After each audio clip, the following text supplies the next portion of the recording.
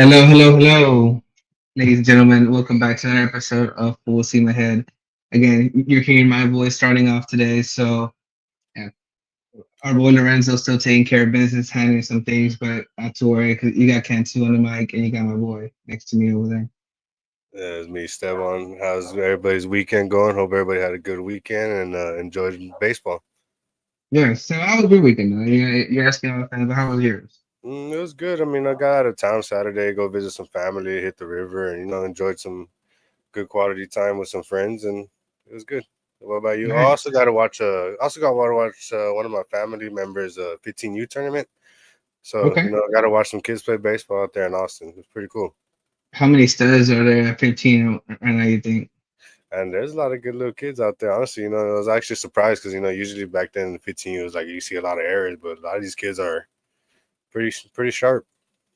Yeah, especially with travel, but I think, like a lot of practice to be going on. Like those kids are pretty solid and, you know, And it takes a lot. I mean, you're in the broad daylight, and it's Texas heat is crazy right now. So stay hydrated out there, everybody. Stay careful. You don't want to be getting cramped yeah, up and passing out. I have one of my friends on Facebook, and he has a son. Uh, He's in like 10U, and they play like 4 games on like a day sometimes. Like it's yeah, crazy out there. we'll get you. Yeah, but there's some good baseball besides the Astros. We got college baseball right now. Some upsets. Uh, Mhm. Longhorns are out. Vanderbilt's out. Vanderbilt Like, is a big yeah, blow. I absolutely. Great softball out there too. I know what it's Texas Tech versus Longhorns in the final, I believe. believe so. It was some really good softball. I mean, I was watching baseball, and then my uncle was just like, oh, like locked on to the softball part of the games. Which I mean, the girls are freaking doing some phenomenal stuff, especially pitching Yeah. wise. I'm just like, man, to throw a ball that hard is pretty difficult. Especially underhand. Yeah, I was get reminded of that All Star game. You know how they had that celebrity softball challenge? Well, it was Oh Jenna yeah. Fisher striking at Albert Pujols, and I was there Yeah, you go. sometimes it comes slow. You just want to crush it, and you just make yourself Mhm. look like a fool swinging too hard. Absolutely, but you know, I feel like we could talk baseball for days, so but let's get the show on the road. Get it. Reminder: you can follow us at Full Steam Ahead. That's on X, Instagram, TikTok, and YouTube. You can also hear us on Apple Podcast and Spotify podcast. But yeah, we're here for another great episode. We're gonna recap this Tampa Bay series, the Astros split, review a preview of this Pittsburgh series. We're gonna see a guy, a flamethrower back at LSU, who's now in the major leagues in Paul Skeens, and the latest of Jordan Alvarez. I know there was a lot of media attention. The Astros even said that he could probably be back this series, but unfortunately that's not the case, and some injuries that happened along this Tampa Bay series. So we got you covered on that.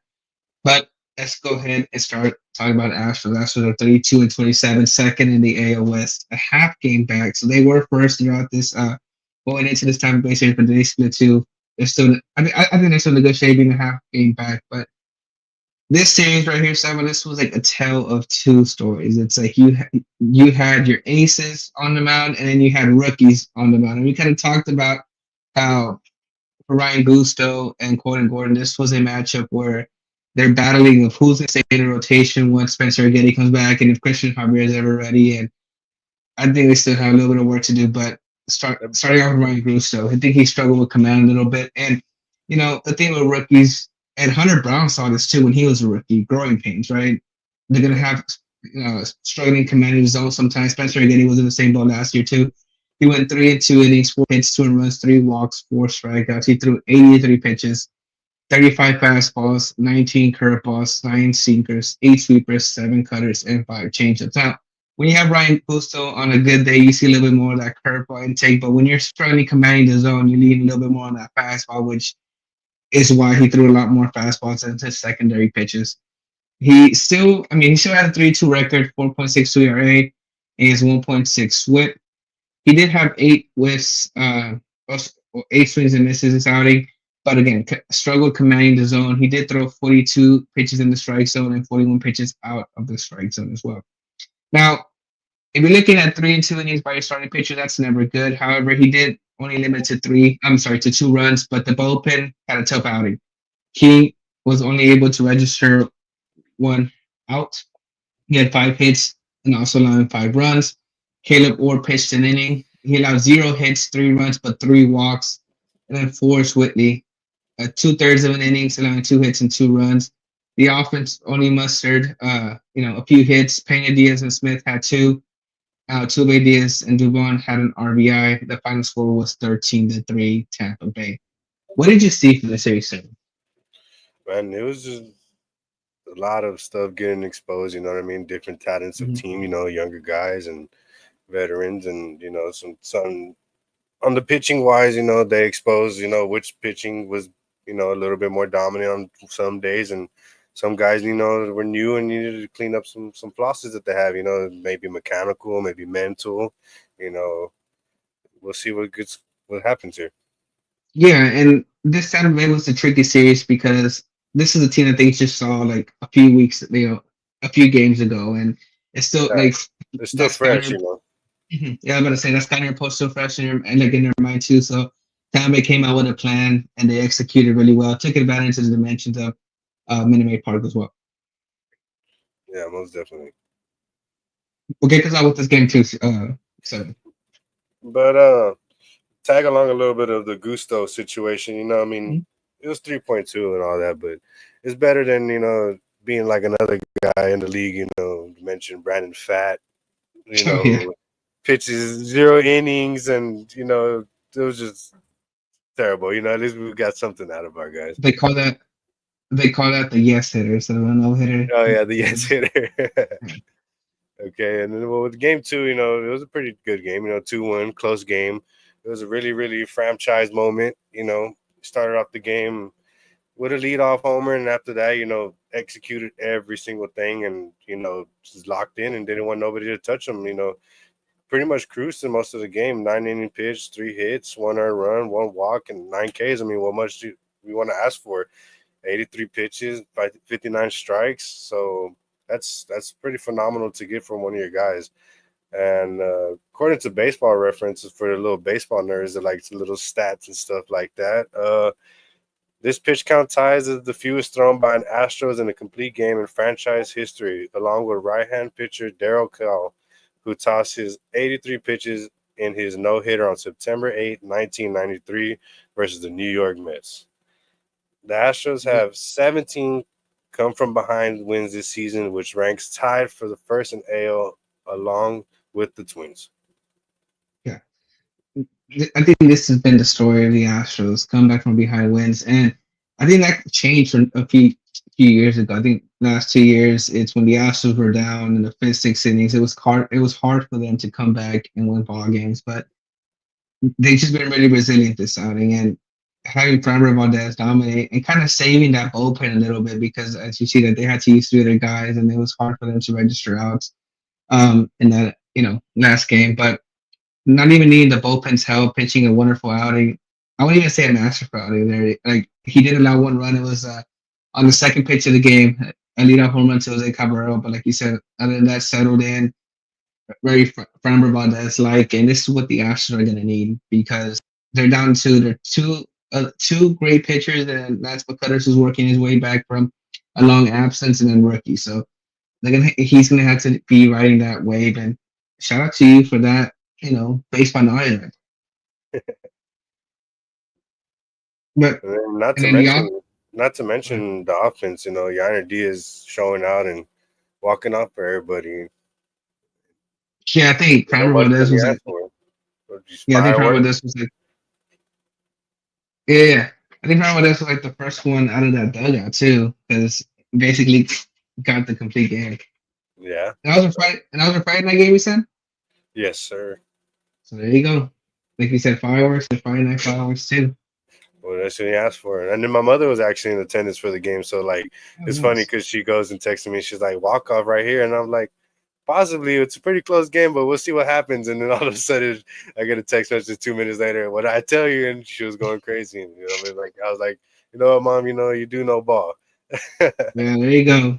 Mom knows ball. You probably get that on the shirt. But game three, I mean, the Astros celebrated game two, but game three, I'm sure they want to forget. They lost 16-3. Colton Gordon, although he did pitch 5 innings, was kind of shaky. They allowed 5 hits, 4 runs, 1 walk, 6 strikeouts for a total of 75 pitches. 30 sweepers, 22 fastballs, 12 sinkers, seven curveballs, and four changes. Again, it wasn't his best outing, but the thing that's for sure they'll get from Gordon is innings. I think this is like his third straight outing where he pitches 5 innings or more, and they're gonna have to need that. If they can limit the hits a little bit, that'll work wonders for him. He did give up like okay, one or two home runs that really affected that earned run and that ERA, but the bullpen also struggled again. Sean Dubin pitched an inning allowing four hits and a run. Caleb Ward again. He only pitched a third of an inning, allowing four hits, 5 runs, and a walk. Stephen O'Kurt only pitched 2/3 of an inning, allowing 1 run, and unfortunately again 2 innings, 4 hits, 5 runs, 2 walks. Now this is my overall thoughts. Do you think? Well, I guess I can go first, so you can tell me what you think. This bullpen, although starting pitching has been great, I think they're getting a little bit more exposed. A little bit. I think guys are like knowing their game plans a little bit and doing their scouting reports. And I think this could be. I don't know if it's a little fatigue after that 17 game stretch, or could be a little bit of adjustments that they need to do. I mean, you said it right there. I mean, it's you got people having all this technology where you can see all the scouting reports. So, some guys are probably taking the extra step of on their downtime, whether resting or before a game or late night. Watching everything this guy does. Who is it going to face? If I'm a hitter, I'm going to try to get any upper hand that I can. If he's tipping, if he does any movement, I mean, that's just how it is. And versus for pitchers, you got to be excellent. Knowing that all this exposure is on your stuff, and everybody can literally see your spin rate, what you throw, this and that. Like, sometimes you just gotta make sure you execute everything mechanically, everything. Yeah, and I think guys like Orr and Whiteley, I don't think at this moment their jobs are secure because once Spencer Getty comes back and once maybe Christian Javier comes back too, you're looking at probably either Gusto coming out of the bullpen again. If he, like Keyshawn, he can do that. He's done it this season already, coming from the bullpen to a starter, or maybe even Colton Gordon. Because honestly, Colton Gordon, for some innings, he looks great, and then it's just like I don't know, it's that second time around, those are like People just first inning people just jitters. think that I'm out. Yeah, soon to get to him, but eventually, I feel like he will get into better luck and start to clean up his work. It's not. I feel like it won't stay like this for a while, and if it does, Yeah, then maybe they'll send him back down and see if he could try to figure out and change some things away. It's maybe minor little tweaks that he could come back and be a whole different guy. I mean, you've seen it before with different types of talent around the league. yeah, Guys come in, get smacked, and then go back down, come back a new person. yeah, absolutely. And again, this is the growing pains the Astros are gonna have to face relying on Gusto and Gordon. I mean, they're rookies. They're Yeah, gonna have an adjustment period. Like just take a look at Cam Smith, right? He came out, spring training, hitting everything, struggled in, is like slowly finding it now too. So it's the same thing for pitchers. Now for pitchers, it needs to get a little bit worse because you're the one that's allowing these runs, allowing these hits, right? But I feel yeah, like and other you're people see that. constantly moving every inning, and the body gets wear and tear eventually, and Yeah, you might get tightness or elbow soreness or random things. Everybody's human. Not everybody's gonna be flawless. Not everybody's gonna be non-injury prone. Stuff happens. yeah, and especially again, Ronaldo Blanco's out for the season. Wisniewski's out for the season, so one of them are gonna have to step up. I mean, literally have a whole freaking rotation on the shelf right now. France, Garcia, Javier. Just multiple guys out France too, yeah, France as well. But yeah, there. Anyways, let's get us kicked off here with game four. Astros do win this one 1-0. Hunter Brown, phenomenal. 6 innings pitch, 1 hit, 0 runs, 4 walks, a few walks, not too bad. 5 strikeouts. He's not what he wanted. He's pretty sure he was reaching for more, but I'll take his outing over anything all day. Just 93 pitches, filled up the zone, 49 strikes, threw 38 fastballs, 26 sinkers, 20 knuckle curves, 6 changeups, and 3 cutters. He brought back cutters this time. Last outing, he kind of stepped away from the cutter because over there in Tampa, they were able to tax him on cutters and sneak those out to right field in the little short porch they have out there. King, Abreu, and Hader, combining allowed one hit, one walk, and 4 Ks. I mean, what else do you ask for whenever you pretty much get rest from your bullpen and not so taxed? When some nights you get taxed and some nights you don't, and then your guys come in and don't have much work and load. They want to keep a game close. They don't want to give up the run and ruin the game. Nobody wants to go extra innings. Everybody's trying to get the job finished. Yeah, absolutely. I think having King, Abreu, Josh Hader kind of execute and save Hunter Brown's outing, I think that was really great. I think if Hunter Brown limits those walks, you could probably see him going maybe one or two more innings, maybe possibly finishing the game. I think those walks really affected his pitch count. I know he was at 93 pitches, but when you have guys on the shelf like Ronald Blanco and Mazeski, I don't think you're going to be trying to push these guys a little over the top. Again, Hunter Brown's your guy right now, like in the Astros, and that's the last guy you want on the shelf for a very Yeah, long time. that's the So I last guy think, you want to start going down the line and getting injury prone because he's young and he's promising as of now. You got to take care of what you have. And as far as that, he was phenomenal in offense. So that day, not so much. Christian Walker, one RBI single, and that's all was promised by the offense. But he got the job done. Pitching and defense gets it finished, and what most you ask for? yeah, RBI in the first inning too. So catching with a lead, it's. I feel like if you're Hunter Brown, one run, sometimes all you need the way he's been pitching, honestly. Yeah, But overall thoughts, from about this, Hunter Brown continue doing, you know, what they did. I think this Astros team has two aces and people who are fitting into in three, four, and five, right? So I think they're gonna ride that wave as much as they can. Could the both be getting tired? I mean, I don't know. I think the 7 8 guys like King, Abreu, Josh Hader look great. Could be the other guys like yeah. Kurt or Dubin. Uh, see, what the thing is that those were guys who have shown success in the past, but those are also guys that have shown that they could also struggle, right? Like again, if you're looking at the Astros, they're not signing those big relief free agents. They're working with guys who have been either In-house talents. like on waivers or let go, right? So they're trying to work with what they got, and sometimes when you take a risk, it gets exposed a little bit. But I think guys like Oracle Whiteley could Under the be back to radar, form. phenomenal Yeah, under radar players that could definitely develop into something as a sneaky weapon. yeah. And I think again, I think it was just a bad series. It could be because they just saw the Rays a little earlier, in the past. But I think they can pick that up. Now, one thing I do want to have a conversation about is start pitching.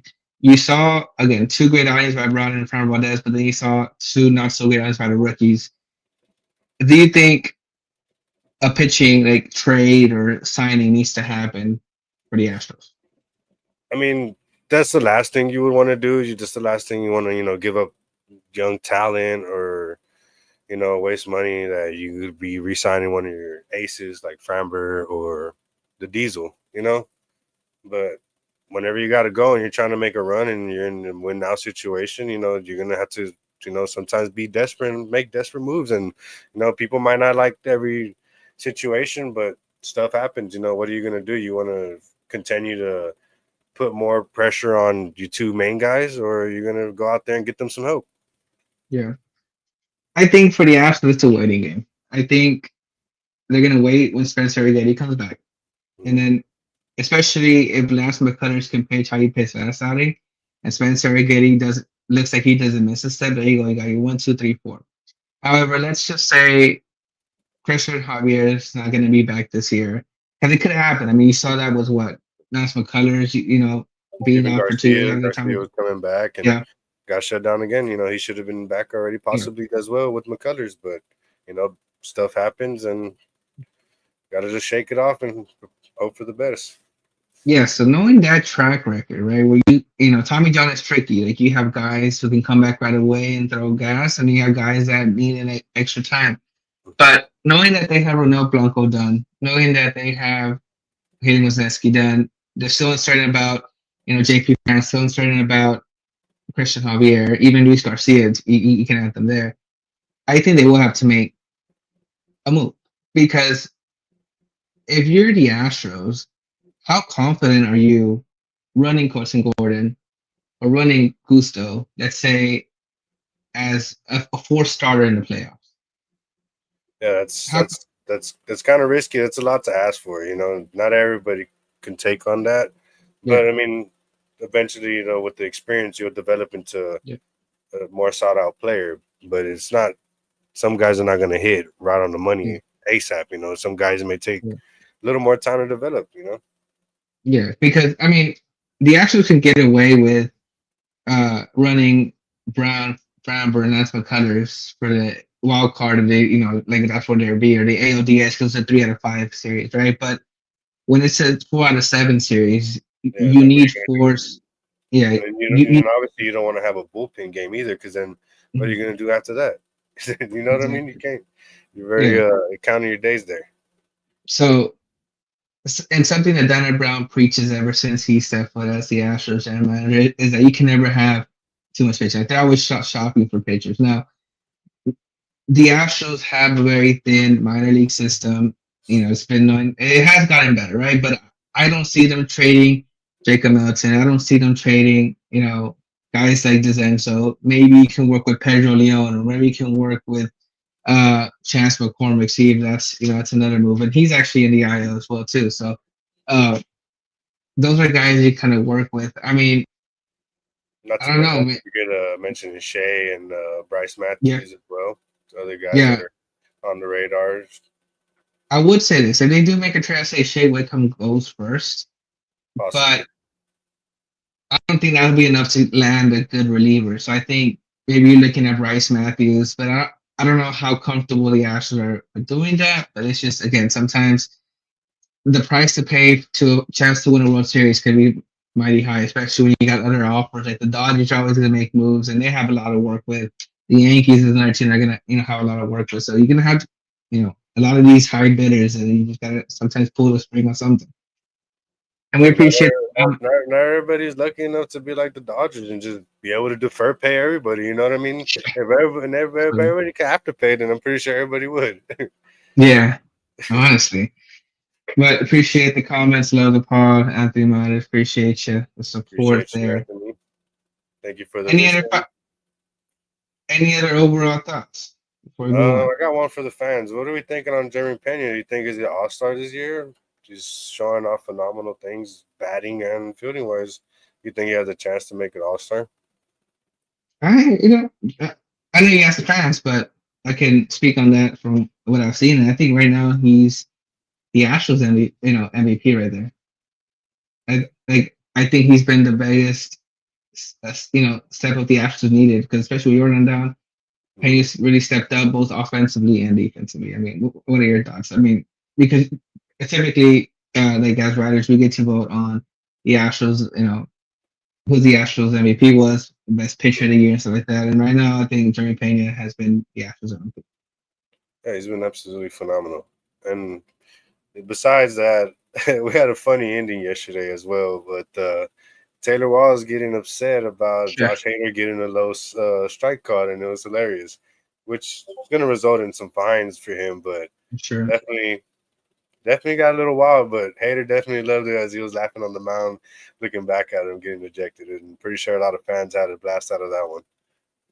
Yeah, he tried to disguise that a little bit. Like he fixed his helmet. Yeah, It's like, they thought he was gonna freaking it looks like he's trying to do a challenge call and make fun of the mhm, umpire. So I mean, what do you expect? yeah, And yeah. then That's like drawing a line on the other batter's box. It's synonymous to that. But yeah. I mean, he was I really understand heckling a little bit, but then calling time and then heckling again, and then before you get back in the batter's box, start messing with your helmet, and obviously the umpire is looking at you because you you're in his ear, you're giving him an earful.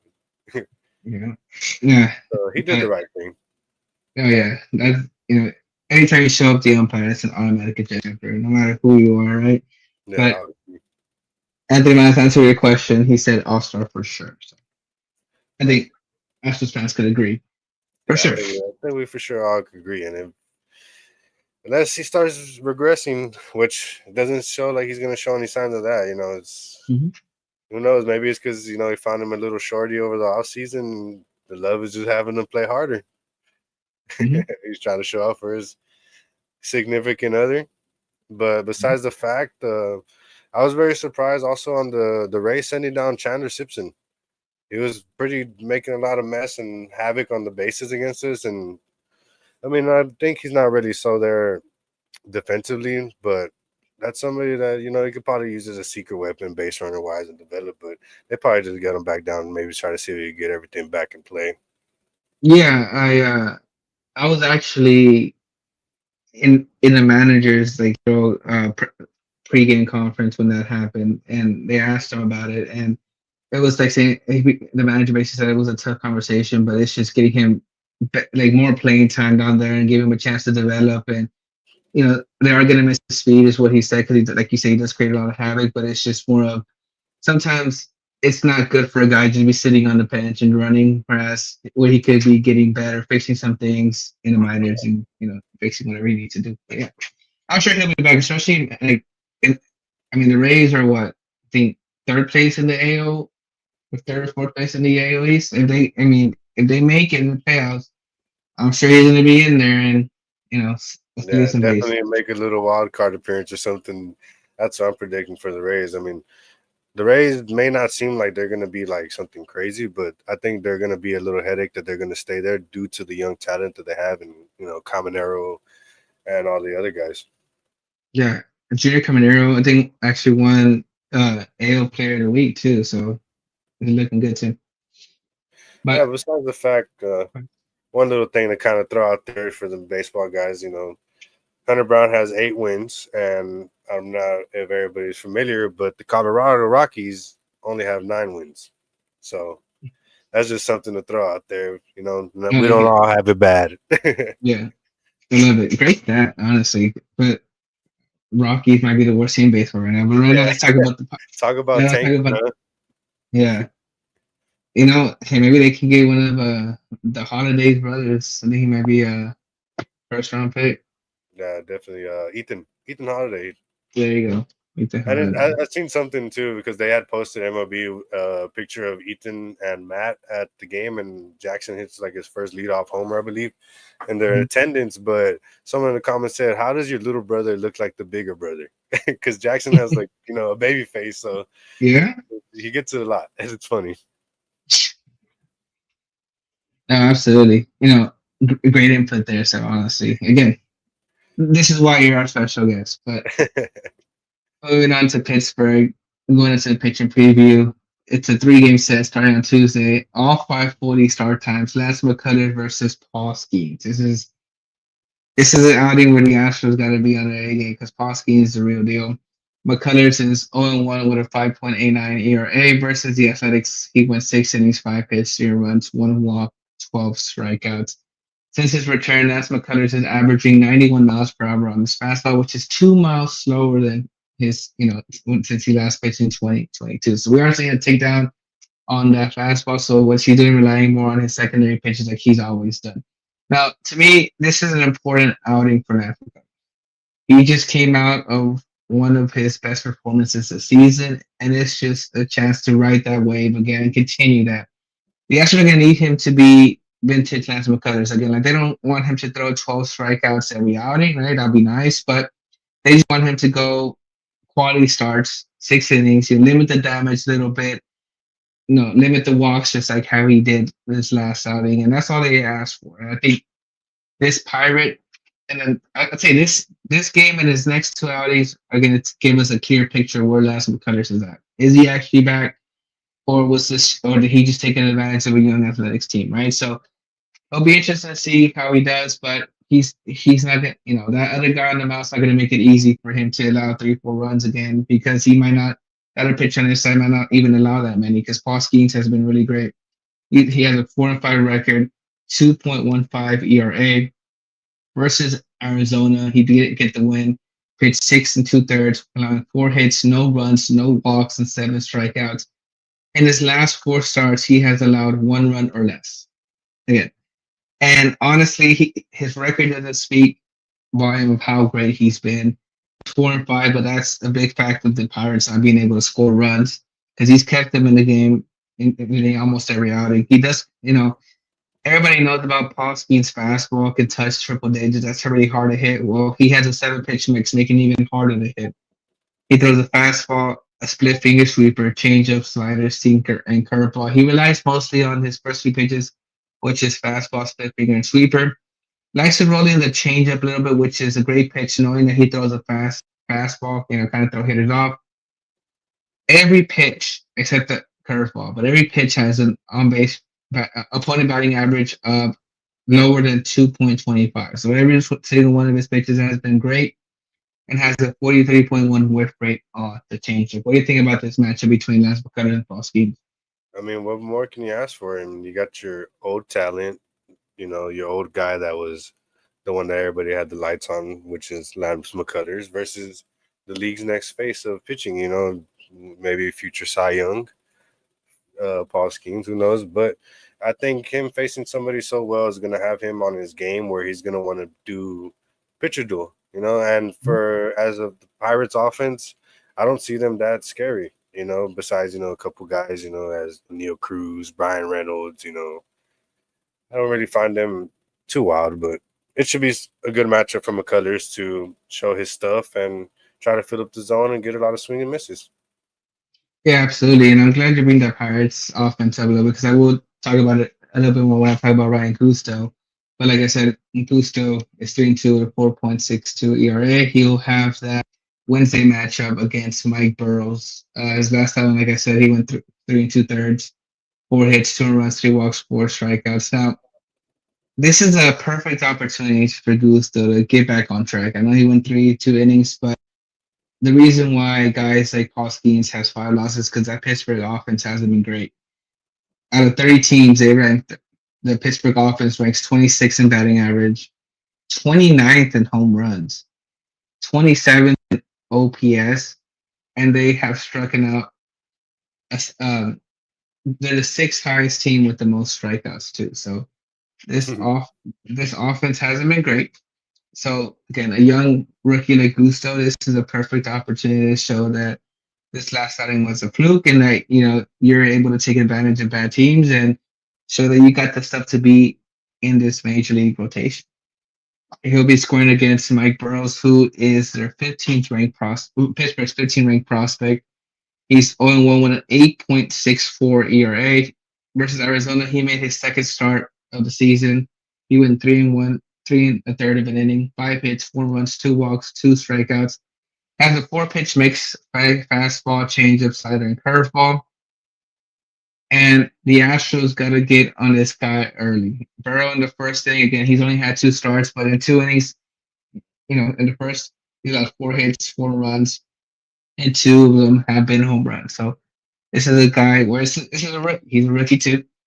Mhm. And the thing about rookies is you got to touch them up early. And I think, frequently like Jose Altuve, Isaac Paredes, who can work the count, Jeremy Pena, who's a really great leadoff hitter, can be a recipe for disaster for a young pitcher. Yeah, I think the offense will be able to cause a little havoc against him for sure on Mike. I think they'll be able to probably tax him. Definitely they're going to work a lot of counts on him.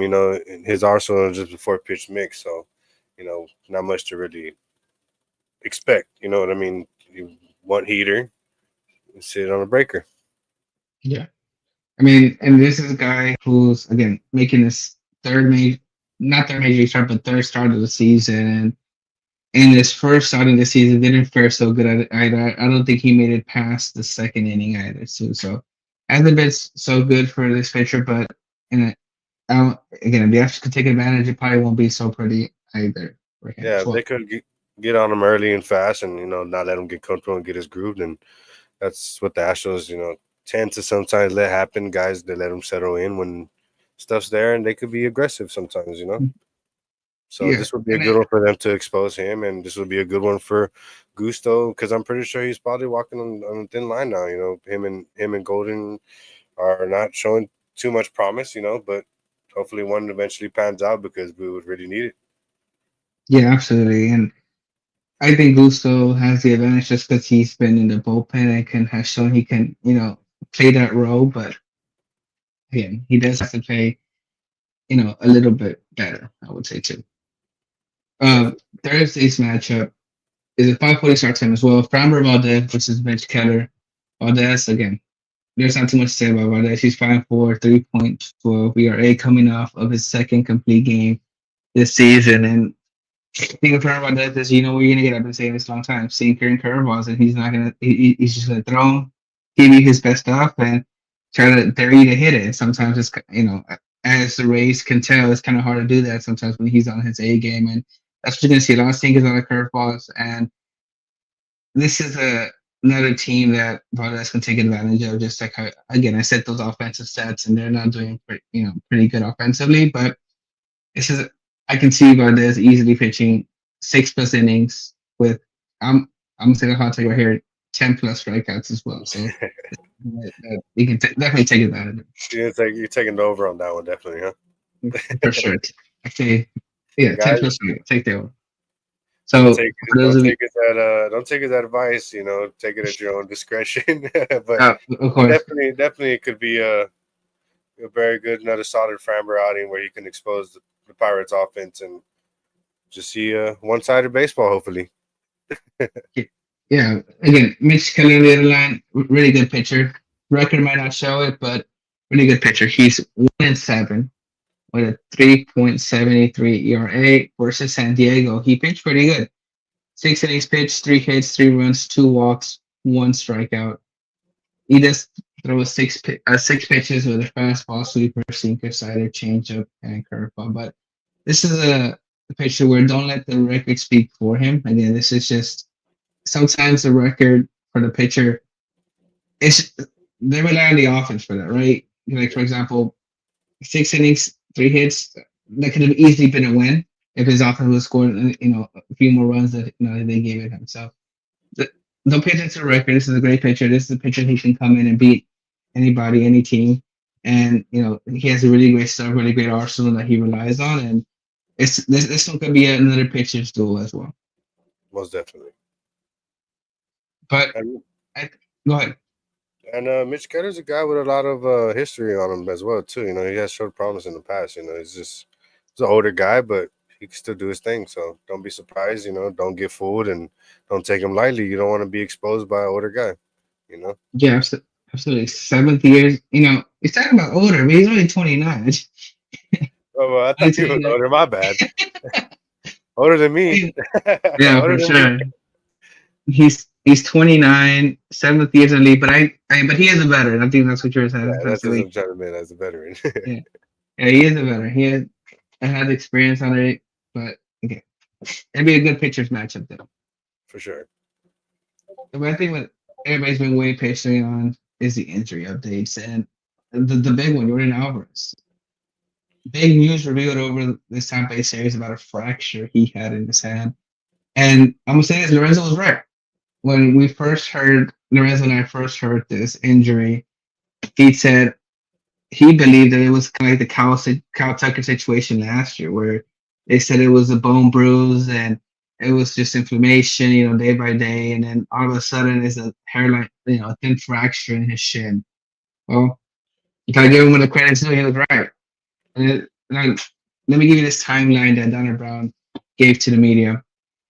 On May 2nd, right? That's when he was shut down during that series because of discomfort in his hand. Mhm. But 10 days before that, so back in what, March or April, 10 days before that, he felt discomfort and fought through it. So he said that it was unlike any other hand injury. He felt that he can push through it. However, 10 days was enough because after that he just couldn't hit. The Milwaukee series, which was the week of May 5th, they sent Jordan Alvarez to do imaging and diagnosed a muscle strain. The reason for that is they showed a lot of inflammation and fluid in his hand. So if there was a fracture with that inflammation, it's kind of hard to see, that just because it's the way the body is. So what they said to do, rest and heal. Right? Donna Brown said Jordan Alvarez said he felt good. And that's when they started doing baseball activities like running the bases, hitting on the cage, off the tee, stuff like Off the that. machine, off the machine too, as well. I believe that's when Saturday he was off the machine. Mhm. He claimed that he felt good as well. I seen footage of him pulling the ball and Mhm. getting him out the park a couple too. Yeah, absolutely. May 30th. May 30th, that's when Donna Brown said that Jordan Alvarez felt good and had likely P-Dub. And a big part of why Jordan Alvarez said he felt good, well, according to Donna Brown, right? Why he believed about this, I mean, Jordan Alvarez was good is because all the swelling and inflammation and fluid was gone. So it made the hand feel a little better. However, after batting practice, he still felt discomfort. Once they, once Donna Brown said he got that information, they started to do more injury imaging, which on May 31st revealed he had a small fracture that was 60% healed. So Mm-hmm. he's not fully 100, not even 75%, 60% healed. However, this is what Dana Brown said. Dana Brown said that he was adamant that Farmer Valdez said he felt great. However, this is a part where the language barrier in baseball can be kind of tricky because Jordan Alvarez told the Spanish media in his native language Spanish is that his hand has been hurting the whole time, even through hitting in the cages, even through doing his baseball activities. His hand still felt that pain never stopped. However, he believed he can play through it. Obviously, that's not the case. And now with the imaging done, it did reveal a 60% healed small fracture in his hand. Now, with that being said, it's a fracture, it's a bone, it's tricky. I don't know. I mean, I'm not a doctor either. I don't have a big timeline on when he'll be back. But what I'm saying is probably after the All Star break is when he'll be back. Maybe I wouldn't say August 1st. I would say maybe the week of, I'm looking at the calendar right now, July 20th. I would say that week is when he'll be back, just to give him a time because he might need some rehab assignments. I know they were hoping that him seeing live pitching will be that rehab assignment. He can be back in that lineup. Excuse me, to end the Tampa Bay series. But now that it's a longer absence, they're probably going to shut him down a little bit more to get that, like to let that fracture heal. I'm looking more of a late July back for now, just to give him time to heal, kick baseball safe back up again, and probably a rehab assignment. Yeah, I don't disagree with you, and there's no need to rush him. Like, as it is, he's probably rushed himself and tried to convince training staff or other personnel, the Astros, that he's fine, and that's what probably led to more injury. Or maybe he injured him more. Or maybe it was a small where like you could brush it off and give you some rest, but maybe like I said, convince people to let him keep going. Obviously he's a guy that wants to play ball. He wants to be in the lineup. He wants to make game changing moment. So, how are you going to keep him away from his job? Something he's been doing his whole life. So, some guys may be a little pain in the butts, but who knows what really happened behind closed doors. But as far as we know, you want the big fella to heal and you want to get him back. The Astros are not struggling without him, but we'll be fine. Let the guy get his rest. You want him to be top notch and have him back to go for a run. I also mentioned that the Astros are still winning games, and that's the good thing, right? Yeah, It's kind of literally like same thing as last year when Kyle Tucker was gone. The Astros were still winning exactly. games. They actually went to a hot start. They have that next man up mentality, and the thing is, but a big factor of why they are winning, without Jordan Alvarez is because of, like you were saying, Jerry Pena. Guys like, Cam Smith finding a Christian Walker's finding his groove again. Guys like Isaac It's like last year, the reason why, you know, while contract was out is because Jordan Alvarez was sitting. Yeah. Right? Take Jordan Alvarez out, you get like those other guys had to do something. That's exactly what's Right. going on, right? So the only thing is helping the starting pitchers out a little bit, especially the rookies, getting some runs going in. And these come from behind wins are really helping. Like you said earlier, they lead the league with 17 come from behind wins. And those 17 could have easily been losses. And you're looking at the Astros with a losing record, probably third, fourth in the AL West. But the fact that they've shown a lot of resilience is this team right now, this lineup, even with Jordan Alvarez out of the lineup, is a lot better than it was last year. And that's a big factor. Like, this is like Christian Walker, stuff like this. They make this team better.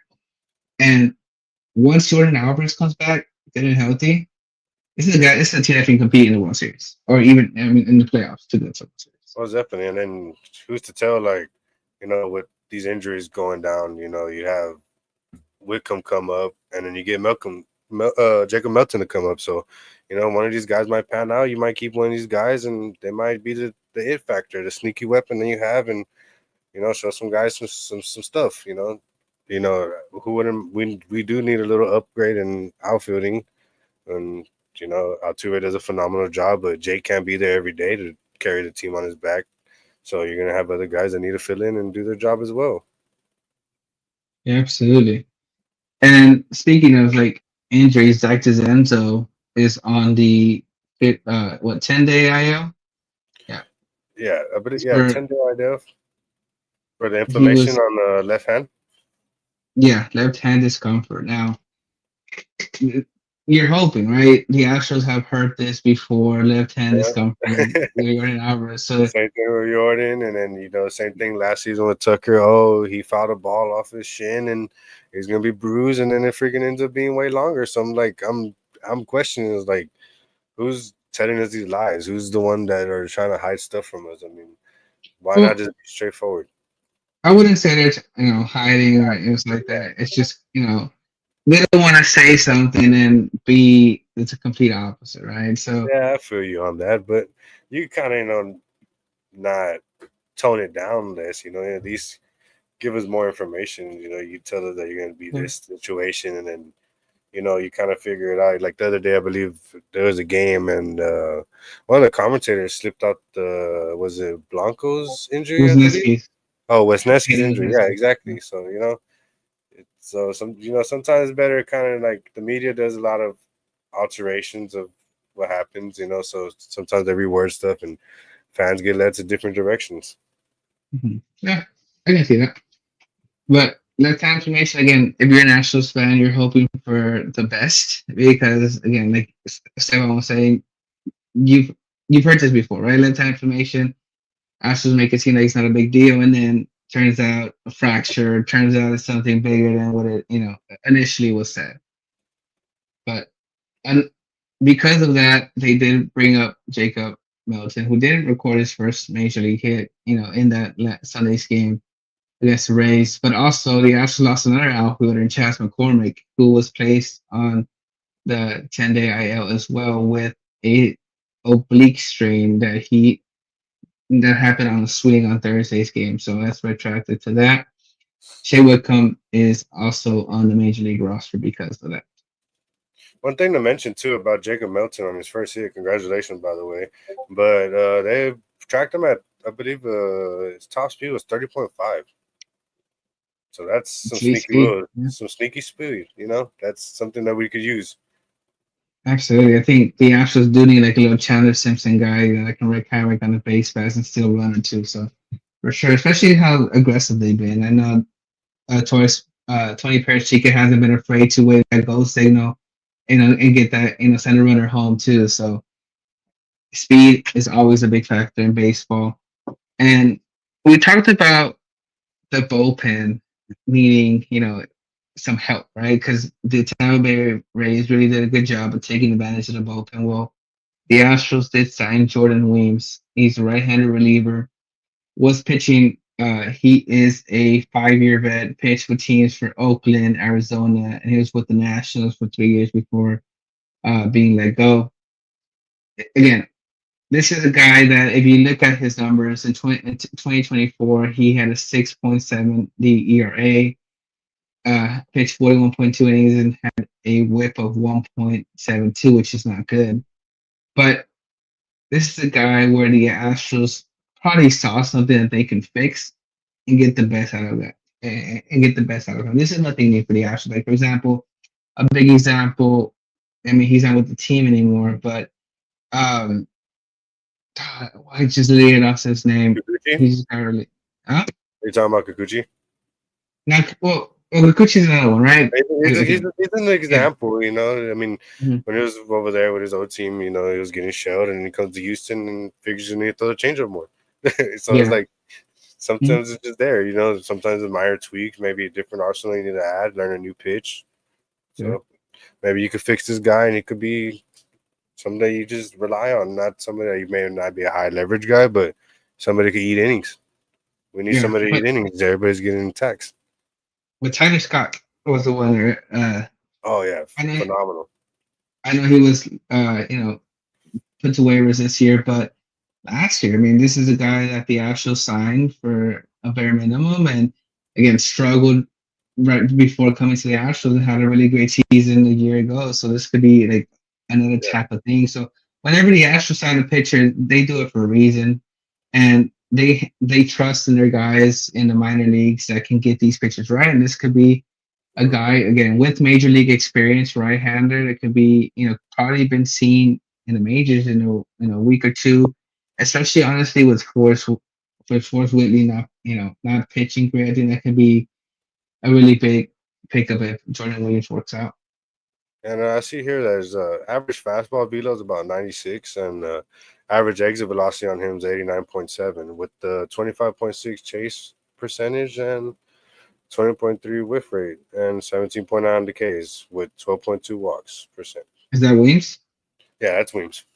No. Okay. High Six velocity four, fastball. 6'4", 32. So not the youngest guy, but little experience, you know.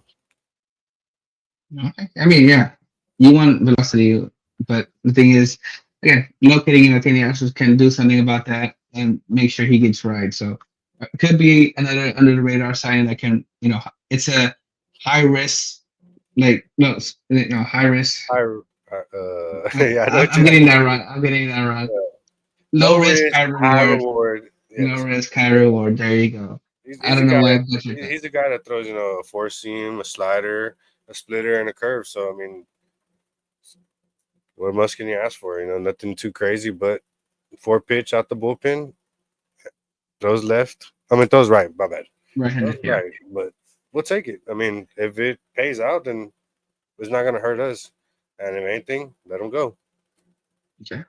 I mean, I think the Astros have to really get behind it. I know you're behind the Esteban, so you like the move, so that's really good there. But anything else you want to add before we wrap this show? Oh, Cool little stat I want to throw out there too. That I believe go Jeremy ahead. Pena has a 3.4 WAR, only behind second, only behind Aaron Judge. That's another cool little Hey, thing to throw out there. So, thanks, thanks, Esteban. You came ready today with the stab for sure, yeah, well, first time was the first time. Broke the ice, and for this sure. podcast still is really fun, especially talking about favorite team, talking about baseball. I mean, I could go on and on talking about sports in general, but baseball is my first love, and especially my home team. So, How you feeling after the second one in the books? at the what? How are you doing? How you feeling with the second one on the books? Like second Second one in episode. the books. Man, this one felt like a lot more of a breeze. Um, I enjoyed it. We had some good things to talk about. Even though we split the series, it was still a non-loss homestand. So what much could I ask for? It was exciting. This is fun to do. Went by faster this time. I know I had a lot less nerves, but Yeah, really great crowd a for little sure. less stuttery, I guess, in mentally, because they didn't want to say the wrong thing and they didn't want to like over talk. But Yeah, I got you. And then honestly, like even once Lorenzo's back, I think you haven't seen the last of Esteban either too. So like it can be yeah, a yeah, so hopefully it could be a little regular thing. I mean, for sure. Absolutely. Again, like we love uh we love having your input here too on Full Steam Ahead. So for sure. Again, like I said, might not be the last time you see him. I don't know when Lorenzo's coming back. I think he said like 1 or 2 weeks. So whenever he's ready, I will welcome him back with open arms for sure. But again, thanks for listening. Another great crowd, great episode. Uh, and yeah, that's it. That's wraps. I know I'm not really good with outros. I know let's go Lorenzo's really good Astros and let's get those Pirates. for sure. Peace. You have a good Peace. week.